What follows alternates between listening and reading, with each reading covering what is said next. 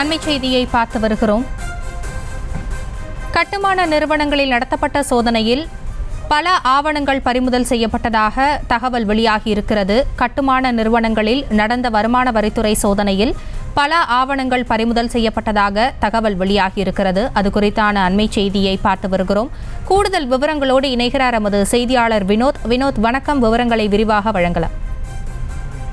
கோவையை மையமாக வைத்து செயல்பட்டு வரக்கூடிய தனியார் கட்டுமான நிறுவனமான சிஎம்கே ப்ராஜெக்ட் பிரைவேட் லிமிடெட் மற்றும் கிரீன்ஃபீல்டு ஹவுசிங் பிரைவேட் லிமிடெட் என்ற இரண்டு கட்டுமான நிறுவனங்கள் வரி ஏய்ப்பு செய்திருப்பதாக கிடைக்கப்பெற்ற ஆதாரங்களை மையமாக வைத்து பல்வேறு குழுக்களாக சென்ற வருமான வரி புலனாய்வு பிரிவு துறை அதிகாரிகள் சுமார் 30க்கும் மேற்பட்ட இடங்களில் இந்த சோதனையானது கடந்த புதன்கிழமை காலை முதல் தொடர்ந்து நடைபெற்றது. இந்த நிலையில் கோவை, ஈரோடு மற்றும் பல்வேறு மாவட்ட பகுதிகள் மட்டுமல்லாமல் அதன் தொடர்புடைய சென்னையில் இருக்கக்கூடிய ஒரு 4 இடங்களிலும் இந்த சோதனை தொடர்ந்து நடத்தப்பட்டது. சென்னையில் நடத்தி வந்த சோதனை இன்று அதிகாலையுடன் முடிவுற்ற நிலையில் இந்த நிறுவனமானது கட்டுமான நிறுவனங்கள் மட்டுமல்லாமல் அடுக்குமாடி குடியிருப்புகள், தனி வீடுகள் என பல்வேறு வீடுகளை கட்டி வாடிக்கையாளர்களுக்கு விற்கப்பட்டதில் பல்வேறு முறைகேடுகள், அதாவது வரி ஏய்ப்பு செய்திருப்பதாகவும் இது தொடர்பாக 4 நாட்களாக நடத்தப்பட்ட சோதனையின் முடிவில்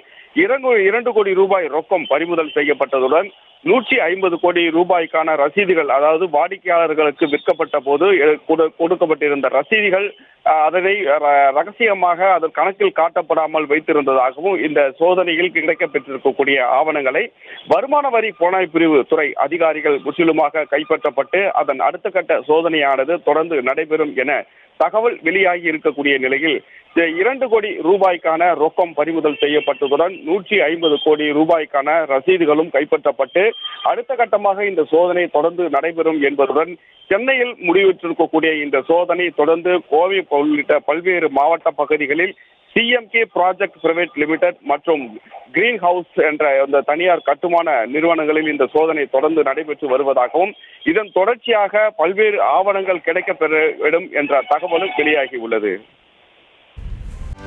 செய்திகளை உடனுக்குடனும் துல்லியமாகவும் தெரிந்து கொள்ள சப்ஸ்கிரைப் பண்ணுங்க.